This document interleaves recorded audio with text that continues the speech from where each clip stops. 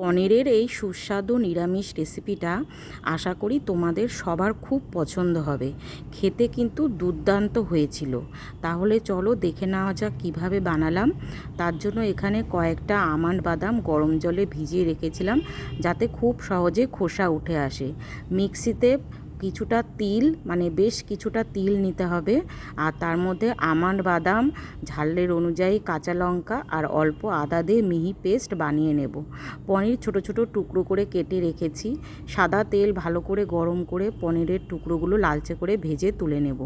ওই তেলের মধ্যে দারচিনি, লবঙ্গ, ছোটো এলাচ, তেজপাতা, শুকনো লঙ্কা, অল্প গোটা জিরে ফোড়ন দিয়ে বেটে রাখা মশলাটা দিয়ে দিলাম। মশলাটা একটু ভালো করে কষিয়ে নিয়ে এবার এর মধ্যে স্বাদ মতো নুন, হলুদ গুঁড়ো, অল্প কাশ্মীরি লঙ্কা গুঁড়ো দিয়ে ভালো করে কষিয়ে তেল ছেড়ে এলে গ্রেভির জন্য জল দিয়ে দিতে হবে। ঝোল ফুটে উঠলে এর মধ্যে প্রয়োজন মতো চিনি দিয়ে দেবে, তোমাদের স্বাদ অনুযায়ী। চিনিটা দিয়ে ফুটে উঠলে পনিরের টুকরোগুলো দিয়ে নেড়ে চেড়ে কিছুক্ষণের জন্য ঢাকা দিয়ে রাখবে।